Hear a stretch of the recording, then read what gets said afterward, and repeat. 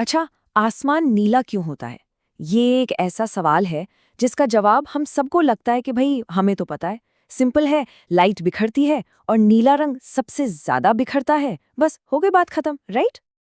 लेकिन क्या हो अगर असलियत ये हो कि ये जवाब अधूरा है। कहानी में एक बहुत ही दिलचस्प ट्विस्ट है जिसे अक्सर लोग मिस कर जाते हैं। तो चलिए आज इसी सीधे साधे सवाल के पीछे छिपे गहरे और हैरान कर देने वाले साइंस को समझते हैं। तो कहानी शुरू होती है फिजिक्स के एक बिल्कुल क्लासिक आइडिया से। ये आइडिया हमें बताता है कि सूरज की रोशनी हमारे एटमॉस्फेयर के साथ, मतलब हमारे वायुमंडल के साथ कैसे इंटरैक्ट करती है। देखिए, सबसे पहले तो एक चीज समझनी बहुत जरूरी है। जैसा कि महान आइजैक न्यूटन ने सदियों पहले ही बता दिया था कि रंग जो है ना, वो असल में लाइट की कोई अपनी प्रॉपर्टी नहीं है। ये तो हमारे दिमाग का, हमारे ब्रेन का लाइट को समझने का एक तरीका है, बस एक एहसास है, एक सेंसेशन। इस पूरी कहानी को समझने के लिए ये पॉइंट सबसे पहला और सबसे जरूरी कदम है। तो होता क्या है कि हमारे एटमॉस्फेयर में जो नाइट्रोजन और ऑक्सीजन के मॉलिक्यूल्स हैं, वो सूरज की रोशनी की वेवलेंथ के मुकाबले बहुत ही छोटे हैं, मतलब एकदम टाइनी।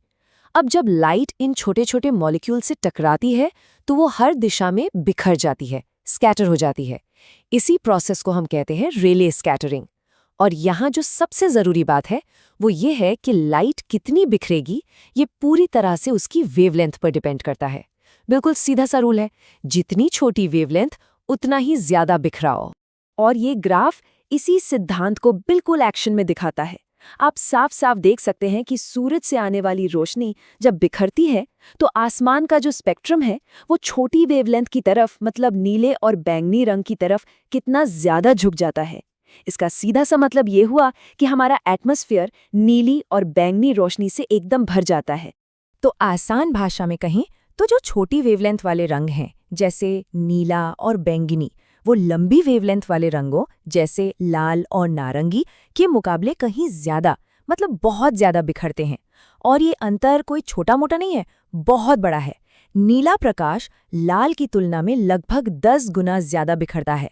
तो जाहिर है, इसीलिए दिन में हम जब भी ऊपर देखते हैं तो हमें चारों तरफ यही बिखरा हुआ नीला प्रकाश ही दिखाई देता है। और ठीक यहीं से कहानी में असली मजा आना शुरू होता है, क्योंकि अगर सिर्फ फिजिक्स का यही सिद्धांत ही सब कुछ होता तो एक सवाल खड़ा हो जाता है जो इस पूरे सिंपल सी एक्सप्लेनेशन पर ही क्वेश्चन मार्क लगा देता है।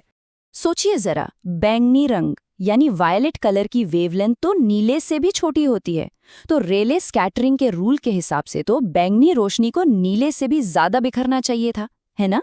तो फिर हमारा आसमान ऐसा लेवेंडर या गहरा बैंगनी क्यों नहीं है? ये एक असली पहेली है और इसका जवाब सिर्फ फिजिक्स में नहीं है। इस पहेली को सुलझाने के लिए हमें दो और फैक्टर्स को देखना होगा।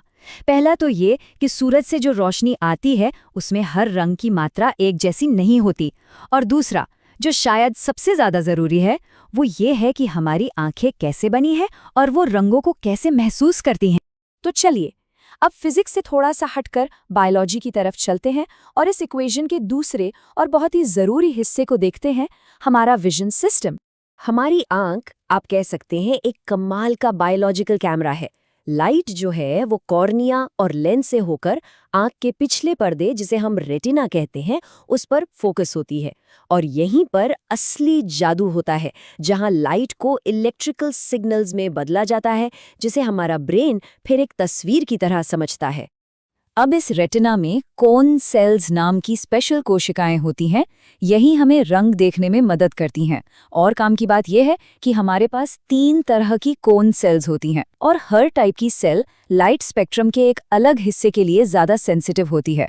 मतलब हमारी आंखें किसी लैब के परफेक्ट इंस्ट्रूमेंट की तरह नहीं है जो हर वेवलेंथ को बराबर नापती हों।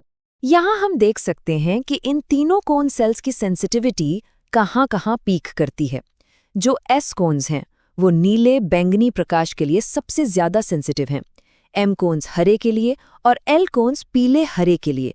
लेकिन यहाँ एक बहुत ही जरूरी बात छिपी हुई है, हमारी आंखें बैंगनी रंग के लिए उतनी सेंसिटिव हैं ही नहीं जितनी वो नीले रंग के लिए हैं। और बस यही है इस पहेली का सबसे बड़ा सुराग। ठीक है, तो अब इन दोनों पीसेस को एक साथ जोड़ते हैं। एक तरफ है एटमॉस्फेयर में बिखरी हुई रोशनी और दूसरी तरफ है उस रोशनी पर हमारी आंखों का रिएक्शन। साइंस में मेटामेरिज्म नाम का एक बहुत ही दिलचस्प कॉन्सेप्ट है। इसका मतलब यह है कि लाइट के दो बिल्कुल अलग अलग स्पेक्ट्रम भी हमें एक ही रंग के दिखाई दे सकते हैं। बस शर्त यह है कि वो हमारी तीनों कोन सेल्स को एक ही जैसे, एक ही अनुपात में स्टिम्युलेट करें। हमारा दिमाग पूरा स्पेक्ट्रम नहीं पढ़ता, वो तो बस इन 3 कोन सेल से आने वाले सिग्नल को पढ़ता है। और ये हमें एकदम परफेक्ट तरीके से दिखाता है कि आसमान के साथ असल में क्या हो रहा है। आसमान से जो असली लाइट स्पेक्ट्रम आ रहा है, जिसमें नीला भी है, बैंगनी भी है, हरा और बाकी रंग भी हैं, वो हमारी कोन सेल्स को बिल्कुल ठीक उसी तरह से स्टिम्युलेट करता है जैसे कोई प्योर नीली रोशनी और थोड़ी सी सफेद रोशनी का मिक्सचर करे। तो लीजिए, ये है हमारा आखिरी और कहीं ज्यादा सटीक जवाब। आसमान नीला इसलिए दिखता है क्योंकि आसमान की रोशनी का जो कॉम्प्लेक्स स्पेक्ट्रम है वो हमारी आंखों के लिए एक अनसैचुरेटेड ब्लू या असंतृप्त नीले रंग का मेटामर है। ये असल में फिजिक्स और बायोलॉजी का एक कमाल का संगम है। और अब जब हम ये सब समझ गए हैं तो इसी नॉलेज से हम एक और बहुत ही खूबसूरत एटमॉस्फेरिक फिनोमेनन को बड़ी आसानी से समझ सकते हैं, हमारे शानदार सनसेट्स। तो देखिए, जब सूरज होराइजन के पास होता है तो उसकी रोशनी को हम तक पहुंचने के लिए एटमॉस्फेयर की एक बहुत बहुत मोटी लेयर से गुजरना पड़ता है।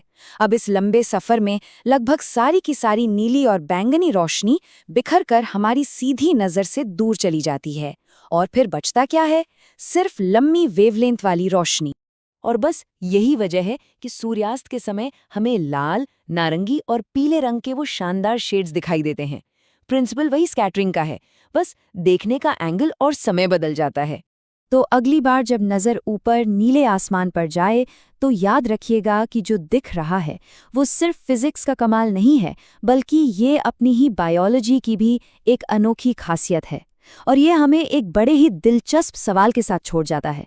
ज़रा सोचिए, अगर हमारी आंखों में कुछ पक्षियों की तरह 3 के बजाय 4 तरह की कोन सेल्स होती, या शायद सिर्फ 2, तो हमें ये आसमान किस रंग का दिखाई देता? ये एक बहुत ही सुंदर रिमाइंडर है कि हम जिस हकीकत को महसूस करते हैं वो हमारे देखने के नज़रिए से कितनी गहराई से जुड़ी हुई है।